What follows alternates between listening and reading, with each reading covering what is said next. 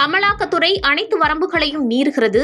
வழக்கறிஞர்களுக்கும் அவர்களது கட்சிக்காரர்களுக்கும் இடையிலான தொடர்பு என்பது உரிமை அடிப்படையிலானது என சட்ட ஆலோசனை வழங்குவதற்காக வழக்கறிஞர்களுக்கு அமலாக்கத்துறை சம்மன் அனுப்புவது குறித்து உச்சநீதிமன்றம் காட்டமாக கூறியிருக்கிறது.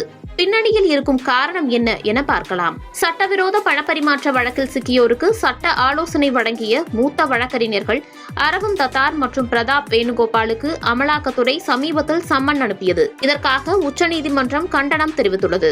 அதோடு அமலாக்கத்துறை தனது வரம்புகளை மீறி செயல்படுவதாக தெரிவித்தது. வழக்கு தொடர்பாக கட்சிக்காரர்களுக்கு ஆலோசனை வழங்குவதற்கு இவ்வாறு அமலாக்கத்துறை வழக்கறிஞர்களுக்கு சம்மன் அனுப்புவது வழக்கறிஞர்களின் சுதந்திரத்தில் இடையூறு ஏற்படுத்துவது போன்றது என புகார் எழுந்ததை அடுத்து உச்சநீதிமன்ற தலைமை நீதிபதி PR கவாய், நீதிபதி K வினோத் சந்திரன் அமர்வு தாமாக முன்வந்து இந்த விவகாரத்தை விசாரித்தது.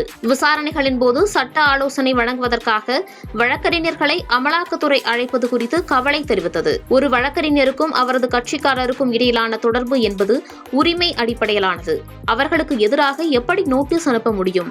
அமலாக்கத்துறை எல்லா வரம்புகளையும் மீறுகிறார்கள் என்று தலைமை நீதிபதி கூறினார். மூத்த வழக்கறிஞர் அரவிந்த் தத்தார் போன்ற சட்ட வல்லுநர்களுக்கு சமீபத்தில் அமலாக்கத்துறை அனுப்பிய நோட்டீஸ் சட்ட நடைமுறையை பாதிக்கக்கூடும்.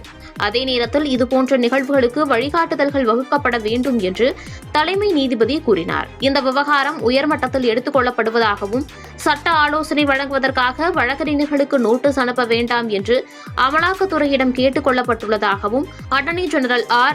வெங்கடரமணி மற்றும் சொலிசிட்டர் ஜெனரல் துஷார் மேத்தா ஆகியோர் தெரிவித்தனர். மேலும் சட்ட ஆலோசனைகள் வழங்கியதற்காக வழக்கறிஞர்களுக்கு சம்மன் அனுப்பவில்லை, பொய்யான கட்டுக்கதைகளை கட்டவிழ்த்து அமலாக்கத்துறைக்கு அவப்பெயர் ஏற்படுத்த சிலர் முயற்சிக்கின்றனர் எனவும் வாதிட்டனர். இதை மறுத்த மனுதாரர் தரப்பு வழக்கறிஞர் அமலாக்கத்துறை சம்மன் அனுப்புவதை ஒருபோதும் ஏற்க முடியாது.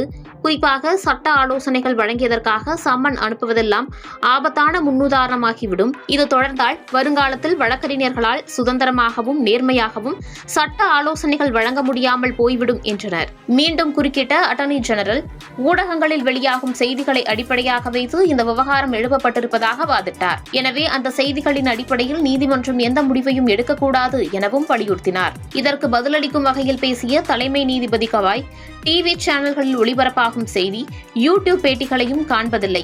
அடிப்படையில் நாம் அனைவரும் வழக்கறிஞர்கள் என்பதை மறந்துவிடக்கூடாது.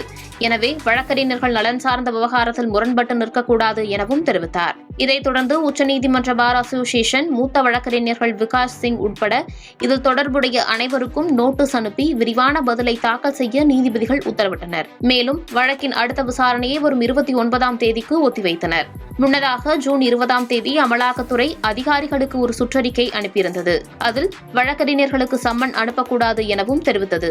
அப்படி சம்மன் அனுப்ப வேண்டுமெனில் துறை தலைவரிடம் முன் அனுமதி பெறுவது அவசியம் என்றும் குறிப்பிட்டிருந்தது.